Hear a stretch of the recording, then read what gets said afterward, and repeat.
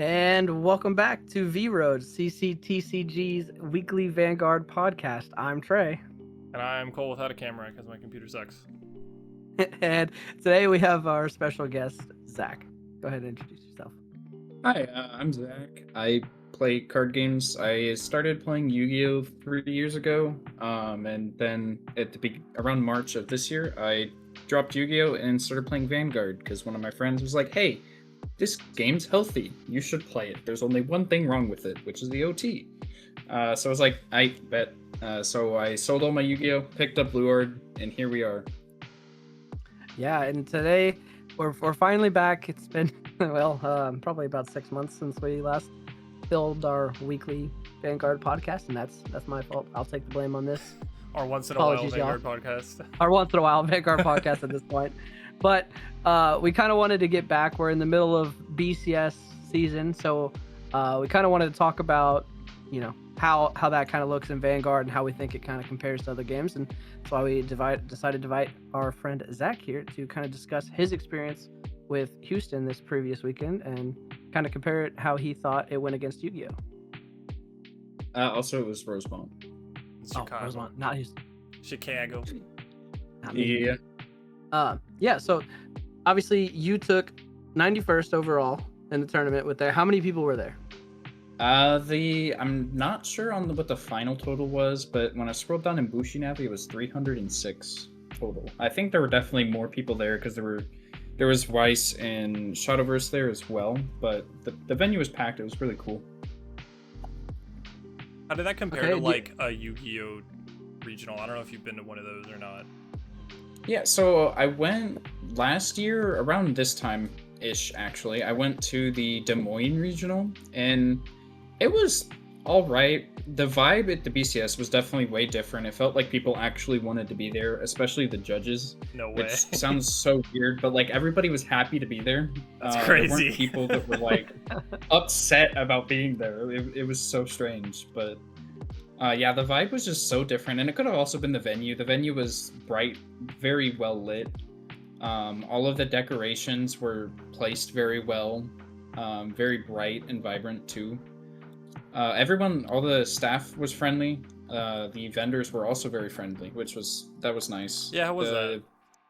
The Yu-Gi-Oh! Regional, the vendors weren't very, very nice. Oh, well, geez. they were, but like, they were annoyed, it seemed.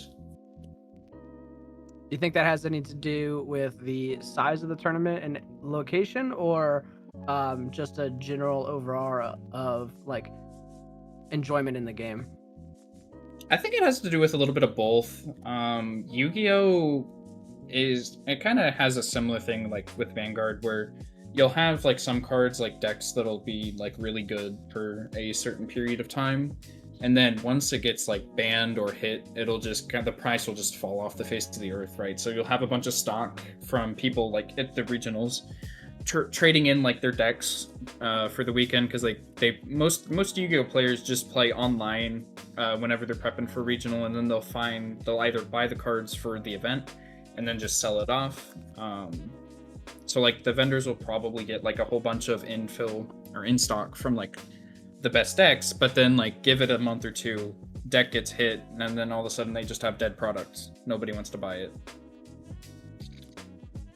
Yeah, I can see how that's super annoying, and I can't say Vanguard's too far off from that. You don't see a whole lot of older sets being purchased, but a lot of the older cards, especially staples. I mean, obviously we don't get a huge ban list, and when we do, it's very seldom, or it's just Bob Stalker that gets hit, at least currently. But understandably, I should preface, understandably, that deck is very, very good, which you ended up bringing to Rosemont, correct?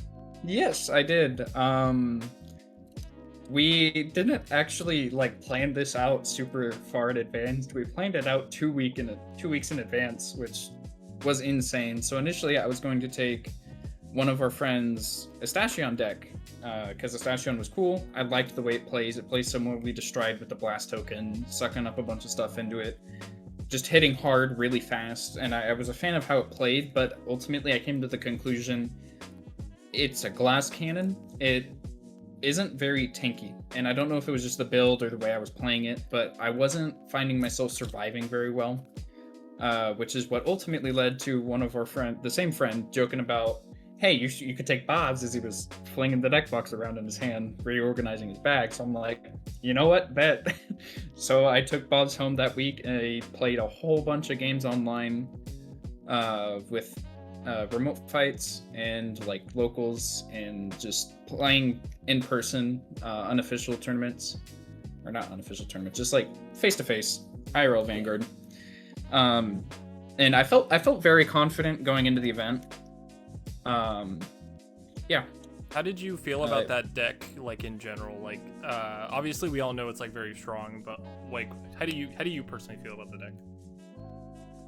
I think the deck is very good, and like it's definitely like, I wouldn't say now, at least after playing in the tournament, I don't think that it is the definitive best deck in the format anymore, at least with Verlord hit, right?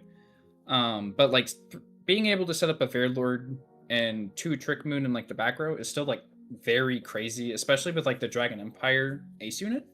I was consistently hitting like upwards of like 75, 80k columns with that, and it was just insane. But I think that once Trick Moon gets, if they follow suit with Japan and limit Trick Moon to 1, the deck becomes a lot like fair, right? Because you're not hitting very big without your Verlord. So if you don't see Verlord at all, Yugmashad's only hitting like 25 on Persona turns if you place it from hand. I was playing some other funny stuff that we can go into later. So sometimes it was just swinging 10 before boosts. Or I guess 20 with sword, because sword gives 5k. I forgot about that. Yeah. But also like a Pyra doesn't get any power unless you call it from drop after arm. So I think after Trick Moon gets hit, the deck power goes down a whole bunch. There was like before we saw the Japanese ban list, there was somebody who talked about that the best way to hit that deck in a really healthy way was to limit a Cindy to 1, or just like ban Cindy honestly from the deck. And I tend to agree. I think it enables like a really, not unfair, but like a excessively consistent a resource loop, and it feels like arming your Vanguard is so trivial, and you can do it like multiple times in a turn, and it feels like a lot. It feels like more than what maybe the deck was intended to be able to do in one turn. But that's just me. I don't know. Yeah, I would like to say that I agree with that. It's a kind of an unfair resource loop, but then we also have things like Rewrite the Sky, you know, new Brigilla, where the pseudo stride is like doesn't care where you pull resources from, so you can get rid of everything and still be able to see everything. Like it used to be, you'd have to run 4 of the order so that you saw it every turn, but now it's like, okay, you run it as a 1 of. Yeah, like in my current list of that deck, you run 1 of each, the new order from the recent deck, like new deck set, and then the old order, and then you can just recycle whichever one you feel is needed in that moment in time. So it's hard for me to want to say that. I think limiting it to a lower number, maybe, because then you have to get through more of the deck to maybe consistently see it. Maybe mess with some of its consistency, but I don't know about completely removing it per se. I definitely agree with that. Like, Cindy is definitely a very crazy card. Although after the weekend, so round 1, I did not see Cindy at all. I had 3 copies, hit my damage, and I was crying the whole time. What did you play not against? Feel good. My round 1 was Orphist. I almost had him, but 6 damage OT. I can't do anything about that. So, but like Cindy, yes, it's very good at like the resource looping, especially once you get a Trick Moon in the drop and you arm Bob and then call that Trick Moon and then just get Cindy for free. And then like if you need to arm again for whatever reason, like say you want to hit another shield for more draw, dig deeper into the deck, or just like have a PG pitch fodder. Like I was just shoving Cindy to soul, adding a mace, and then just chilling because like I had a PG in hand. It feels good. But not seeing Cindy definitely kind of sucks. I hope that they don't hit Cindy, as weird as that sounds, especially like you said, Trey, like there's a bunch of different other loops, like Virgilla with its just getting whatever it wants for free. The cup in Heart Luru, you know. It feels like a mechanic they've definitely leaned into more is that resource cycling rather than, saying run 4 of it and then you have to dig for it through the deck. You're just saying, okay, as long as we find one of the pieces, we'll be able to find the other 2 to 3 pieces, whatever it may be. Maybe even just one other piece, which is kind of nice because I feel like it didn't have a whole lot of that. I mean, Direful Dolls you kind of did, and I mean, Dolls and Dragon Empire you kind of did. You cycle a lot of the same pieces, but for the most part, I feel like kind of used a piece and it was done in the game, loosely. Yeah, more or less, unless you're like a deck that revolves around recycling his pieces, like a Reziel or like Undercover, or like those decks that'll like put stuff back to use it later or call it from the drop zone. I think with Vergilla, it's a different problem where the power gain is just excessive. Like when I see the numbers that Bob Sagar gets, it has to go through a lot of game actions, and I would like to think that it needs to have a really good hand to be able to enable that resource loop. And Vergilla getting its orders every turn and getting like 2 cards out of the deck or getting whatever it wants from the drop, like that's fine. But when it has like a grade 3 rear guard that gives itself and your already big beater 10k for a low cost of Soul Blast 1 that it'll refund later, like that just feels a little crazy that 20k is tied behind 1 Soul Blast and it's guaranteed to happen every turn. Like that seems a bit much on top of, like, sure, the deck doesn't Persona ride, but it just seems like a bit much on top of the power gain that the other parts of the deck like already have. Like with the order makes like the order makes your Vanguard huge and the other order makes Ezreal huge. Like it's a bit much. I don't know. Yeah, that's fair. So we kind of talked about your round 1 matchup. Let's talk about your other pairings and how you think those kind of win. Yeah, so round 1, obviously, I mentioned it already. Went against Orphist. OT couldn't do much. Round 2, it was against Astashion, and that one was interesting because it was against the order build of Astashion. So they were running like Mythiarchs, Maedith. It was very interesting to watch because he ran out of soul pretty quickly. Huh. I won the die roll, and I wanted to blind second all day. Me and our friend, like, we came to the conclusion that like most decks right now kind of want to go second. At least Vergilla does, and Heart Luru doesn't mind going either. But we came to the conclusion that like with Bob's, right, if you go second, you get the sword and the shield. That's 2 cards out of deck, and then when you ride from grade 2 to 3, that's another 2 cards. You just thin a lot faster, and I feel like you have to do that to keep up with Vergilla and Heart Luru, especially Heart Luru. But yeah, so round 2 was Astashion. I felt kind of bad for the guy because just based on the way he was playing, he kept picking up cards and reading them.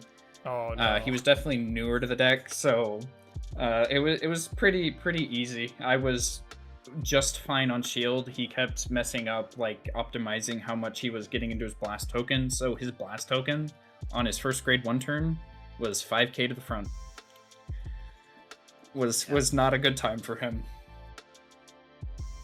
Round 3 was against Vergilla. This was my scariest match of the whole game, or whole tournament. I won the die roll. I went second. They were very surprised, and they asked if I had a G zone, and I said no. They were even more shocked when I answered no. Oh. So anyways, we flipped it up. They were pranking people. They were running at least I think they were, the Bav grade 0. And I'm like, oh, this will be fun. It's a Bav's mirror. Funny. And then they rode Vergilla, and I'm like, fun. But on their grade 2, they Dragon Empire OT'd me with a crit. So I'm sitting at 5 damage going into my first grade 3, which that did not feel good at all. Granted, if you give Bobs like 5 CB, given the right hand, they'll use like all 5 CB. I did not have the hand to do that, but I ended up hitting a heal and an OT, which kind of stabilized and just pulled the game right back towards my way. And I came out on top. Nice. It was kind of nice. And then round 4, I was up against a Chris Rain. This was the easiest match of the whole tournament. I had 2 PGs for Divine Skill, and I said, pack it up. They didn't do anything. It was kind of sad. Oh, man. Round 5, I got packed up. It was against Heart Lugru. They hard found they hard found all their orders, which sucked. Yeah, I made a misplay there though. I forgot to Soul Blast 2 to retire the front row and gain a crit, which kind of sucked. But tournament nerves, what am I gonna do? I find that matchup specifically for Bobs to be super like unwinnable. Which just kind of sucks. They just scale too fast, or not scale, but they just find all their pieces too fast. And then like they just have free shield in the back row, so like you have to go mace and then sword, which some turns you just don't have the flexibility for. Round 6 was another steamroll. I went against a Blangmired opponent. They did not see anything. They whiffed Ride Line, and then they kind of just whiffed everything else. It was very unfortunate.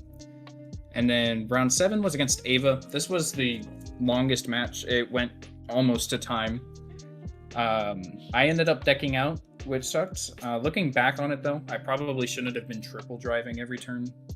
But they just did not have, they just had like all the shield, and I didn't find Persona, so I just couldn't hit the numbers. But like I had the Verlord, the Trick Moon, and they were still just pumping shield.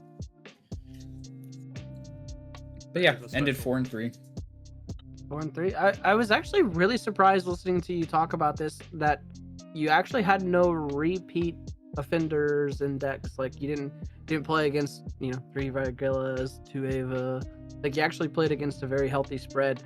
Was that kind of like a common theme that you looked like you saw across like multiple games nearby? Did it feel like there was 1 or 2 decks that were kind of heavy running it, or did it felt pretty diverse? With the exception of round 1, my opponents around me on round 1, it was like 6 different decks. There was not a single similar deck amongst them. But after round 2, I saw like Bov player was sitting next to me, and he was playing a Rezael player. Round 3, I was surrounded by meta. It was Bov, Luru, Fragilla. That's all I saw. And Minerva. I was sitting next to a Minerva player. Similar story with round 4.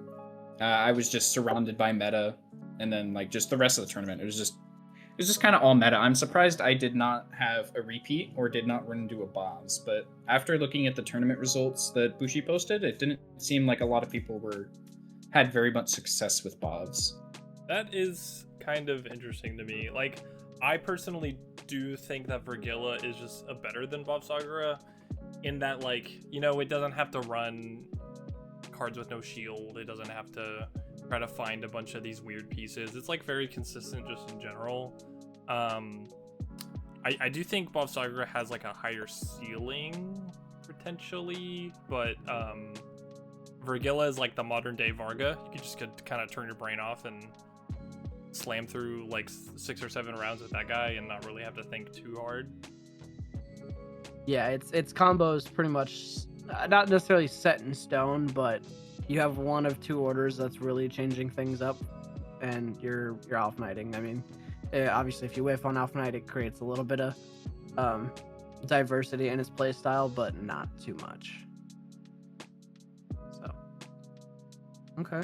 Well, overall, you liked the entire aspect. Do you think you would go back to another one, try it again? Or are you planning to go to another one maybe this year or sometime next year?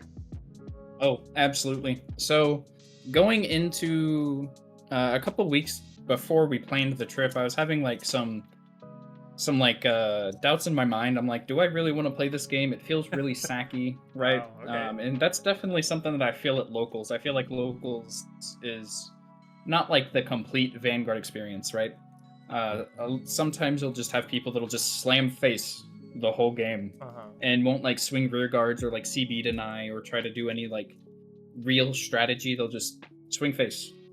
I want to win, which can feel sacky sometimes, which is unfortunate. But like I went to the BCS and I felt like I was playing real Vanguard, which sounds weird, but like everybody was being very conscious about how many cards were in your hand, what is your face up CB, how many cards in deck, what's in your drop, trigger counts.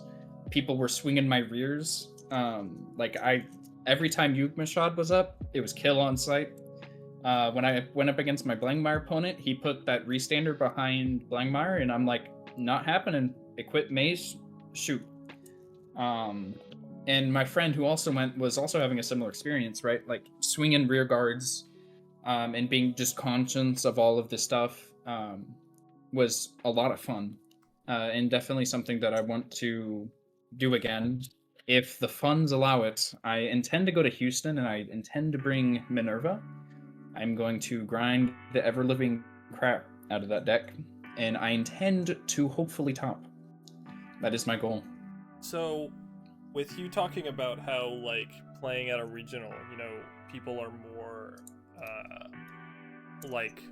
locked in, I guess you can say, and they're trying to make sure that, like, they're aware of all the variables in order to, like, play effectively. Do you think, because you said that, you were kind of worried because this game just, like, felt like a little too tacky to you.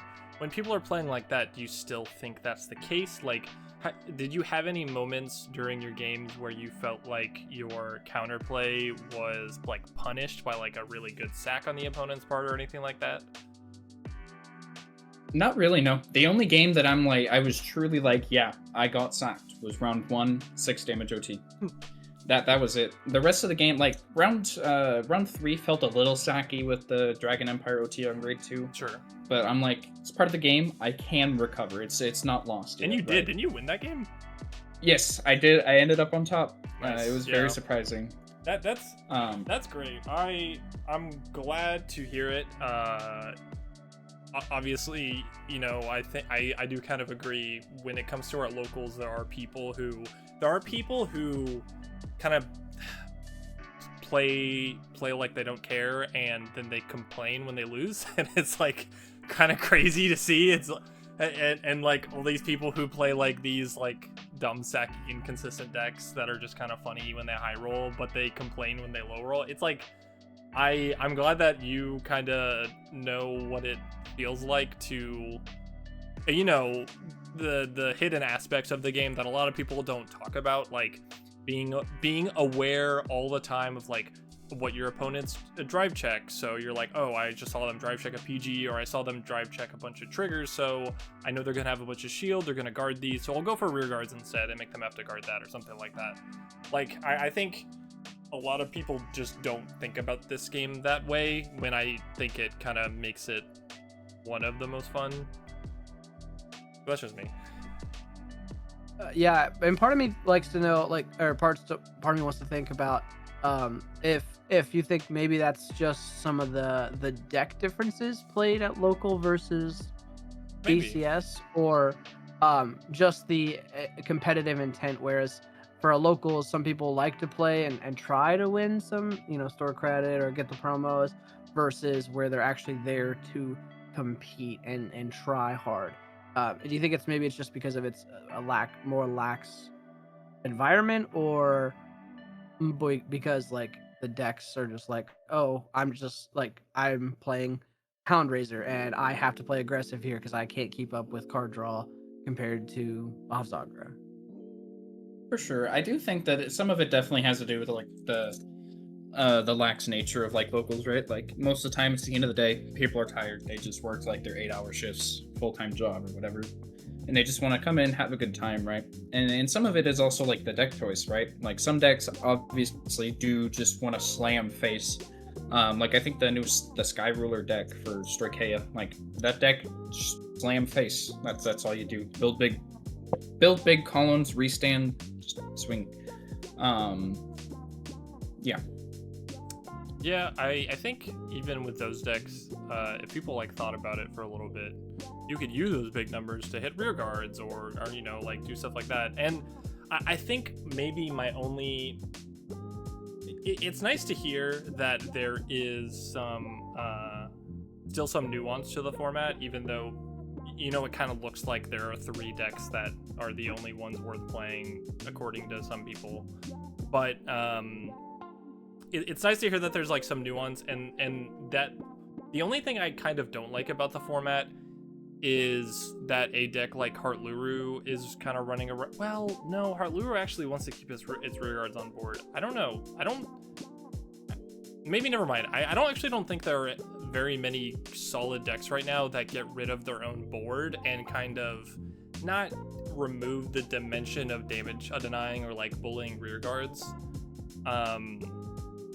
So I think that being intact is still pretty nice. You know, like that all these decks still have rear guards that they want to have stick on the board, and that kind of lets you think about how you want to attack your opponent versus just, oh, well, he doesn't have anything in the front row anyway. Well, I guess I just have to either, swing or pass. For sure. That's definitely a good point. Although I will say, like, with, like, Virgilla, for example, like, Virgilla just doesn't care. Like, if you remove their stuff, they'll just get it back anyways. Yeah, which, fair. It's so dumb on top of, like, everything else we mentioned that it That's does. That's probably the deck I'm thinking of that just doesn't care. Yeah, for sure. But that led us to playing Shroud and Shadow in Bob's this weekend, which went insane. It was genuinely crazy, because if they swung into my Yugmashad, got rid of it, it's in my drop, or like I had to pitch it for raid, which rarely ever happened. I could just go Shroud and Shadow, bring it back. I now have 4 attacks, maybe 5 if I have one in hand, right? And then it also gives me another Trick Moon, right? Because if I have a Trick Moon and 2 Trick Moons in drop, but I can only bring back 1 per turn, on second grade 3 turn, that's 2 Trick Moons in the back row. It's free damage. Yeah, for sure. Do you think do you think you would ever bring Balsagra to like a big tournament like that again, or did you enjoy your experience enough with the deck to like keep trying to master it competitively, or have you kind of like, and not so much moved on, but you want to start to do something different? I definitely think if it wasn't going to be hit, at least, I mean, we don't know how it's going to get hit, if it even gets hit, right? Come the next presentation. If they even do a ban list, even, like, who knows what's going to happen, right? If it doesn't get hit, I would genuinely consider talking to our friend about letting me maybe do it again, like give it another run, right? But it also kind of just depends on how the meta shapes up. I had a blast playing the deck. I will admit, the deck is very fun. Even though some people get annoyed, oh, best deck in the format, blah blah blah, yeah. Meta slave. No, I mean, honestly, if you've never gone to an event like this and you really, like, you're not sure even slightly, and you know somebody who has a really, really strong deck, and, they're not going, or they're not going to play it at that event, like, I think you honestly should. There's nothing wrong with it, especially if you're getting used to it. I know our friend that went with you took a Night Rose just because, like, he's kind of a ride or die Night Rose enjoyer. He just plays it all the time, and like he's become a little bit of a specialist. I think he's kind of delved into some cool tech going on with that deck, and I think that's like the other kind of strong thing that you can do is just get a really good with a certain deck, even if it's not the best, and know how to play it against the top tables. Like how I kind of feel with Sybil. I think it's a really strong like tier 1.5 deck, and it can play very well against the top 3, in that going first or second, it can just be extremely aggressive and build a gigantic hand, and always have something to do defensively, which is pretty nice. For sure. If Virgilla wasn't an aspect in the meta, 1000%, I would have taken Luard to the BCS, just because it's my favorite deck. I've spent the most time with it. I am very confident with my boss matchup. I haven't played Luru with Luard yet, so I don't really know how that fares, but like the Virgilla matchup for Luard is just unwinnable. The being able to just sit on grade 2 from the Virgilla with that crit is just nasty. And then when they inevitably do right up to grade 3, if they just bind my stuff, I don't have a way to get it back unless I tech in a Morta, and then I'm like, well, that just feels bad. That's crazy. That makes sense. The binding is the binding and the power gain are like the two most egregious aspects of that deck, I think. At least with the other ones, you don't have to worry about your pieces getting like stripped away from you slowly over time. Yeah, Fragilla is very good at being big and powerful and wearing you down over its constant attacks, as well as, yeah, like you said, stripping away your resources by just binding it.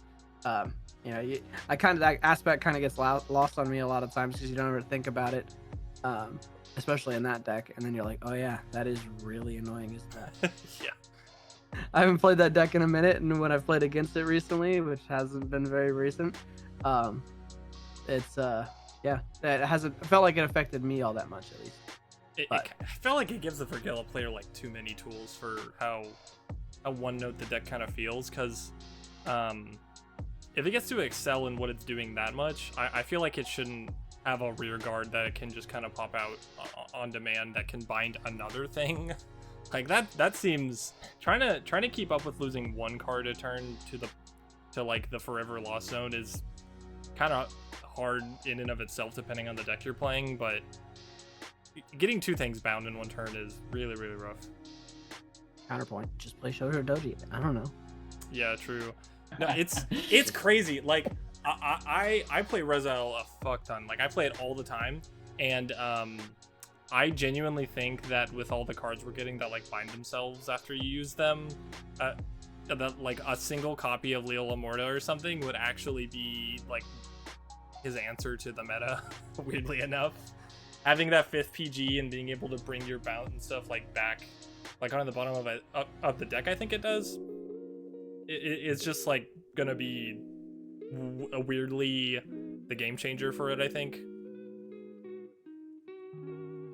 Yeah, I could definitely see a price spike coming in on that, just if we get to that point realistically. At least we're getting a master deck set for Leo Lamorta, where she'll get like reprinted in like common rarity. So she's got to go down from that, but that's a long ways away. We'll see. We'll see. But yeah, I mean, if there's any other comments you want to say about your BCS experience, we're happy to hear them. If there's anything else that you want to talk about. No, for sure. Tagging on to what you said, Cole, earlier about our Night Rose friend. Yeah. His list, I won't like say a whole lot about it because he loves it a lot. But like he built and teched his list to beat Bob's and Vergilla, right? He was teching Harvest Elf into the Vergilla matchup. He would call 2 Harvest Elf on the rear columns or the side columns so that he could just retire it at the end of the turn. Just like, oh, what you gonna bind? Yeah, and he even told me, like, one of his Vergilla opponents was begging him, please give me stuff to bind. That's funny. That's really funny. Yeah. And then his Bob Sagra tech was Negro Lazy, right? He would call it off of Night Rose at the end, or he would hollow it, right? And then it would retire at the end of the turn. Night Rose skill, bring it back, right? And then whenever Bob's would Soul Blast to retire, he would be like, okay, cool, Night Rose skill. Top 3, whatever, call back Negro Lazy, yeah, that's CB1, crazy. Call the Shade, and now he just has like 20k shield on board. Like, thank you. That's what I'm saying. Like, I don't know if anybody else would have thought about the idea of using a Night Rose like that to kind of stay tanky against a really high ceiling deck like that. Only a Yu-Gi-Oh player would do that. Yeah. Insane. That's a 4D chess. 4D chess, yeah. But all right, well, thanks for joining us, Zach. We greatly appreciate it, hearing your experience with it. But this has been Community Collective's TCG's episode on BCS, and we're back, baby. We'll try to keep it consistent. Trying to. But I'm Trey. I'll see you next time. Yeah, it was cool.